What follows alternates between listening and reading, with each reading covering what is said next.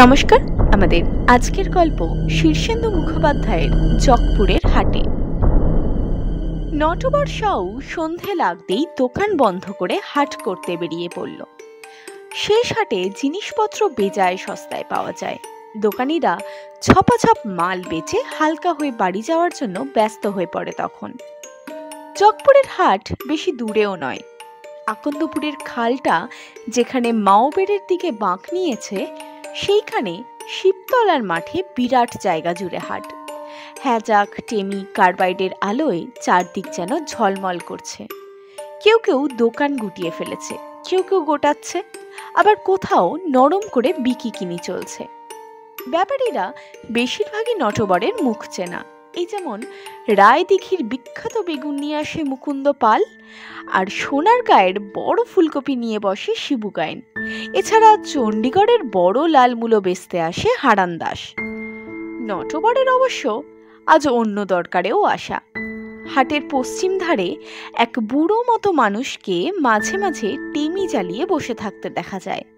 তার লম্বা সাদা দাড়ি, বিশাল গোঁফ, মাথায় ঝাঁকড়া সাদা চুল। বয়স হেসে খেলে অন্তত 85 হবে। মুখখানার চামড়ায় অনেক ভাঁজ। মাথায় একটা সাদা টুপিও থাকে। মাঝে মাঝে গায়ে লাল রঙের কাপড় জুড়ে তৈরি একটা জোব্বা মতো। এই সাংঘাতিক শীতে খোলা মাঠের দিকে বসে বুড়ো কিছু পুঁথি পুস্তক বিক্রি করতে বসে থাকে। গায়ের লোক বইটই বেশি পড়ে না, তাই বুড়োর বিক্রি বাট্টাও নেই। তবুও বুড়ো বসে থাকে। সেবার হাটে এসে কৌতূহলের বসে নটবর তার দোকানের সামনে দাঁড়িয়ে বই দেখছিল। বিচিত্র সব নাম, মহাকাশের হাতছানি, পৃথিবীতে আজব মানুষের আগমন, সহজ উড়ন শিক্ষা, জাদু বলে রোগ আরোগ্য এবং দ্রব্যগুণের সাহায্যে গগনে বিহার। সবই বুঝরুকি, তাতে সন্দেহ নেই। কিন্তু কৌতূহল এক সাংঘাতিক ব্যাপার। ঝোঁক চাপলে মাথাটা যেন ভূতগ্রস্ত হয়ে যায়। নটবর কেনাকাটা সেরে বুড়োর দোকানের সামনে এসে দাঁড়ালো। টেমির আলোয় ম্লান পুরনো বইগুলো হলদেটে দেখাচ্ছে। বুড়ো শীতে জবুথুবু হয়ে বসেই ঘুমিয়ে পড়েছে। বইটাই আগের দিনই দেখে পছন্দ করে রেখেছিল নটবর। সহজে ভূত নামাইবার কৌশল। ও দাদু! বুড়ো চোখ চেয়ে নটবরকে দেখে বেজার মুখে বললে, কি চাই? এই বইখানা কত দাম? 1 টাকা। বইতে যা লেখা আছে তাতে কাজ হয়? কে জানে বাবু, আমি তো পরখ করিনি। কাজ না হলে বই ফেরত দেবো কিন্তু। না বাবু, ওসব ফেরত টেরত হবে না। নিলে নাও, না নিলে পথ দেখো। আহা, এসব তো বুঝরুকিও হতে পারে। তা হতে পারে। নটবর একটা টাকা ঠকং করে ফেলে বইখানা তুলে নিল। গেল 1খানা টাকা। তার কি করা যাবে?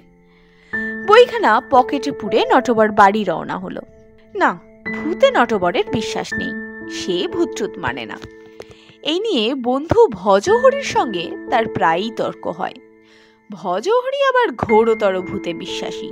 প্রায় বলে, এখন মানছ না, কিন্তু একদিন ঠেলায় পড়ে মানবে। ভূত না মানলেও কৌতূহলকে তো আর ঠেকানো যায় না। আজ বড়ই শীত পড়েছে। তার গ্রাম শামুকখোলা একটু দূরেই। ভারী থলি দুখানা দুহাতে ঝুলিয়ে যথাসাধ্য জোরেই হাঁটছে নটবর।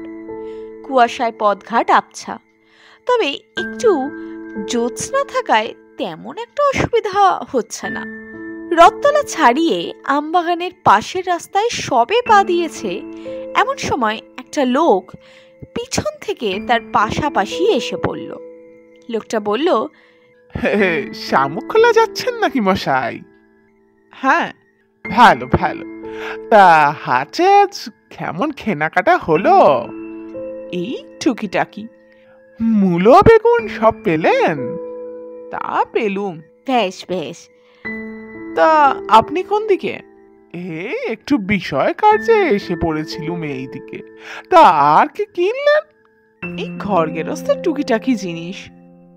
লোকটা হেসে বলল, আছে কিন্তু। কি আছে? ওই যা বলছিলাম আর কি। আচ্ছা মশাই, আসি। এই ডানাতি রাস্তাটা আমার। নটবর ভালো মন্দ কিছুই বুঝতে পারল না। উটকো লোকটা যে কোথা থেকে উদয় হলো, কোথায় অস্ত গেল কে জানে। সামনেই বাঁ ধারে কপালি দিঘি, চারধারে গাছগাছালি। দিঘির কোল ঘেঁষে রাস্তাটা পেরোনোর সময় নটবরের হঠাৎই যেন মনে হলো সামনের ঘাটে কে যেন স্নান করছে। এই শীতের রাতে ঠান্ডা জলে স্নান করে কে? ঘাটের কাছে পৌঁছে দেখলো স্নান করে একটা মোটা সোটা লোক উঠে এলো। গামছা নিংড়তে নিংড়তে বলল, হাটে গিয়েছিলেন বুঝি? আগে হ্যাঁ, তা আপনি শীতের রাতে স্নান করছিলেন যে? চান না করলে শরীরটা বড় ম্যাচ ম্যাচ করে। সারাদিনে আমি 12-25 চান করি কি না। বলেন কি? ঠান্ডা লেগে নিউমোনিয়া হবে যে। লোকটা একটু হেসে বলে, আরে না না, নিউমোনিয়া কি আর সকলের হয়? তা হাটে কি কি পেলেন?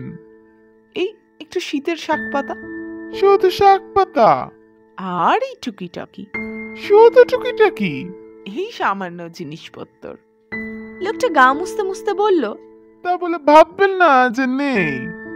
কি ভাববো না? এখনো আছে, অনেক আছে। যাই আর একবার ডুব দিয়ে আসি। লোকটা ফের জলে নেমে গেল দেখে নটবর বলল, হ্যাঁ আচ্ছা পাগল তো। গায়ের কাছ বরাবর চলে এসেছে নটবর। জটেশ্বরের খালের সাঁকোটা পেরোলেই গায়ের সীমানায় ঢুকে পড়বে। সাঁকোতে পা দিতেই নটবর দেখতে পেল সাঁকোর মাঝ বরাবর বাঁশের রেলিংয়ে হাতে ভর রেখে একটা লোক ঝুঁকে জলের দিকে চেয়ে আছে। নটবর সাঁকোতে উঠতেই মচাত করে শব্দ হওয়ায় লোকটা ফিরে তাকালো। চেনা মানুষ নয়। নটবর বাবু নাকি? হ্যাঁ। হাট করে ফিরলেন? হ্যাঁ, কিন্তু আপনি এখানে দাঁড়িয়ে কি করছেন? মাছ ধরছি। মাছ ধরছেন? বলে নটবর হাঁ হয়ে গেল। সাঁকোর উপর থেকে এই রাত্রিরে মাছ ধরা যায় বলে সে জন্মে শোনেনি। হেসে বলল, তা কিভাবে ধরছেন? মন্তর দিয়ে নাকি? না, ছিপ দিয়ে। দেখবেন? লোকটার হাতে যে ছিপ রয়েছে সেটা এতক্ষণ লক্ষ্য করেনি নটবর, এবার করল। লোকটা ডান হাতের ছিপটা হঠাৎ ছপাত করে ওপরে তুলতেই দেখা গেল বড়শিতে বেশ বড় বড় একটা মাছ লাফঝাপ করছে। তাজ্জব ব্যাপার। দেখলেন তো নটবর বাবু?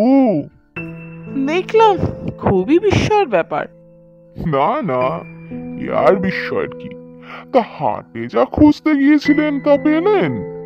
তা পেলাম, শীতের শাকসবজি আর কি। ও সব নয়, আর যা খুঁজতে গিয়েছিলেন? এই টুকিটাকি সব জিনিসপত্র। ঘর গেরস্থালিতে তো কত কিছুই লাগে। সে আমি জানি, কিন্তু সেসব ছাড়া আর? না, আর বিশেষ কি? কি যে বলেন নটবর বাবু। যাকে কথাটা হলো, ও সব নিয়ে বেশি মাথা না ঘামানোই ভালো। কি সব নিয়ে? কিসের কথা বলছেন? বলছিলাম কি, দু তরফ নিজের নিজের মতো করে আছে। আজ কি বলুন অন্য তরফের তল্লাশ নিতে যাওয়ার, ও তো অন্য তরফের যত অসুবিধে হয় কি না। দুই তরফ? নটবর হঠাৎ একটু চিন্তিত হয়ে পড়ে। কোন তরফের কথা বলতে চাইছে লোকটা? আচ্ছা আসি নটবর বাবু। বলে লোকটা হন হন করে তার পাশ কাটিয়ে উল্টো দিকে চলে গেল। তাকে ভেদ করেই গেল যেন। কিন্তু নটবরের গায়ে একটু ছায়াও লাগলো না। হঠাৎ নটবরের গা শিউরে উঠল। বাপরে! বলে বাজারের থলি ফেলে নটবর প্রাণপণে ছুটতে লাগলো। পড়ি কি মরি অবস্থা। পরদিন সে ভজহরিকে গিয়ে বইখানা দান করে বলল, আছে রে ভাই, আছে।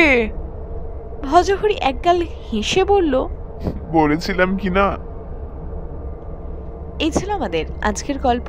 যদি আজকের গল্পটি আপনাদের ভালো লাগে তাহলে অবশ্যই ভিডিওটাকে লাইক করুন এবং চ্যানেলটাকে সাবস্ক্রাইব করুন।